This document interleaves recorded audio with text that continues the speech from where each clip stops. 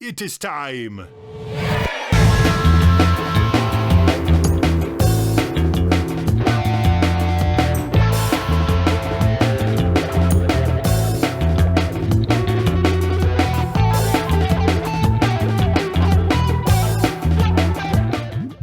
You're watching Galaxy Jams Reacts.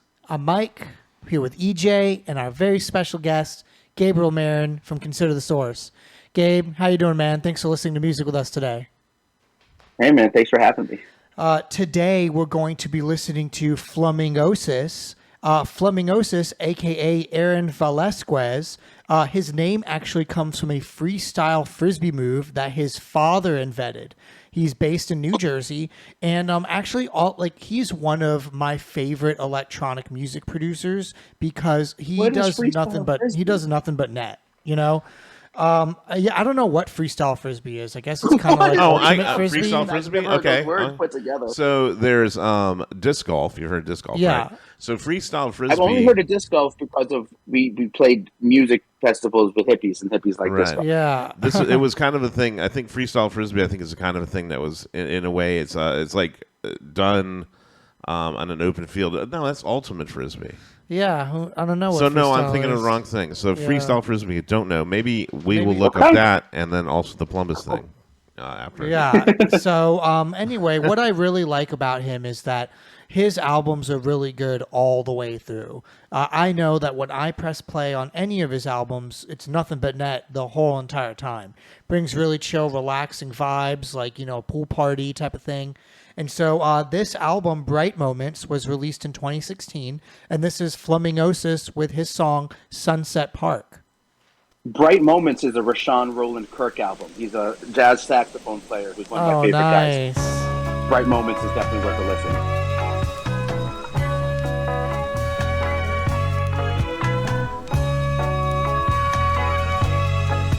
So is this a band or is this it's just a producer?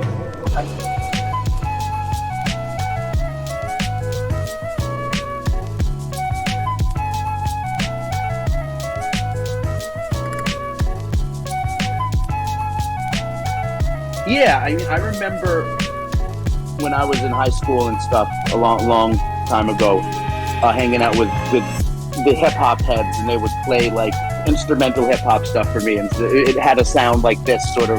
Yeah, definitely. It's like this sort of like. Yeah, I guess sample stuff. They would find a cool flute line from a record, and then put a beat with it and stuff or something like this. It's cool. I like those 70s keyboard strings or orchestra strings. Yeah, I just think it's always chill. It's really good to throw on when I'm doing other things,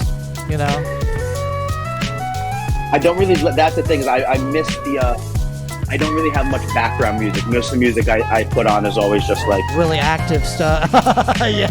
Is that you? Or it's very meditational, but it's kind of like, with a lot of the Eastern music, it may be calm and backgroundy, but you need to focus to it, otherwise you'll lose, you lose the narrative arc. It's a cool keyboard line. Yeah, I love the Fender Rhodes sound. The Rhodes is one of the coolest keyboards. So what do you think overall about it so far? You've ever listened to anything like that? It's a great show. Yeah. Yeah, I hear this stuff at festivals a lot. There's a lot of this sort of very chill instrumental stuff at a lot of the festivals we play. Yeah, I so love this kind of stuff sounds like something. Yeah, and it's either at 1 a.m.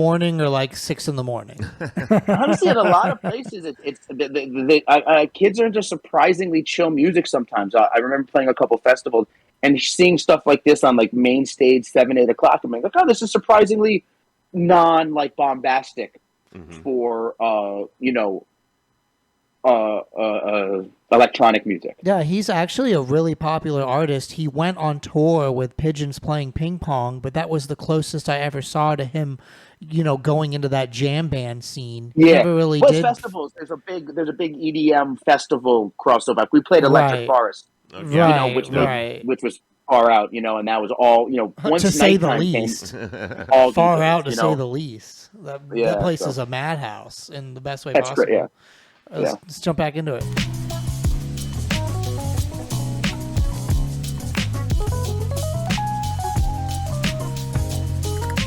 So is he soloing, or are these like hired musicians or samples of solos? Like, I'm always curious. Oh How my that works god, with I these have guys. no idea. I think it's him playing. I don't know whether it's just all samples That's or cool. not. He's a good keyboardist.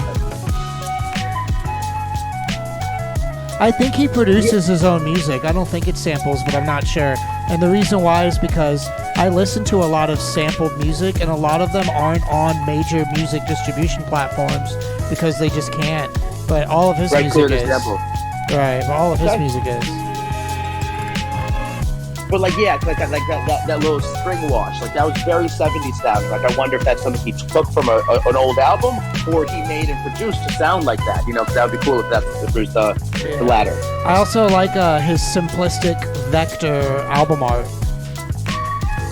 It is very, that is the thing I've noticed the last few years. There's a lot of people like these simple cover arts. You see, I've seen like hip hop albums recently where I'm just like, that's the cover, okay.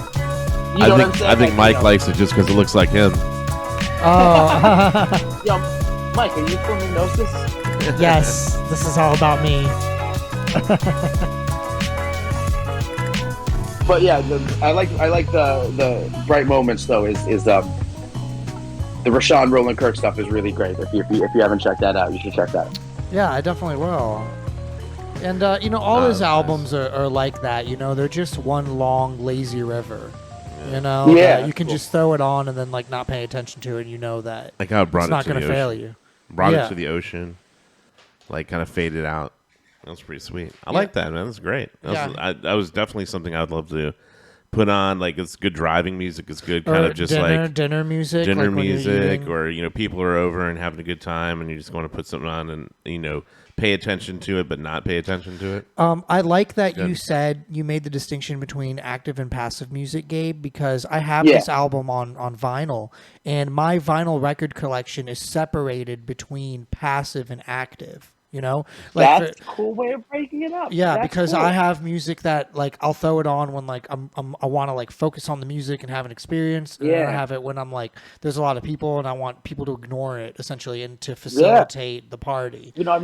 I've never heard anyone break up their music collection like that. I like that. That's a really cool. Because you can have like a heavy metal band, and well, not really, but that's not a good example. But for example, I could have like an ambient album, but it's not something I would put on when I have a party. You know what I mean? Like, right, yeah, Eno, like some of the Fripp Eno stuff is, you're not going to put on No Pussyfooting at a party, but it's still ambient music. Right, exactly. So, he's always doing a good time. So here we go. Someone in the chat says, Greg the hamster is finally here.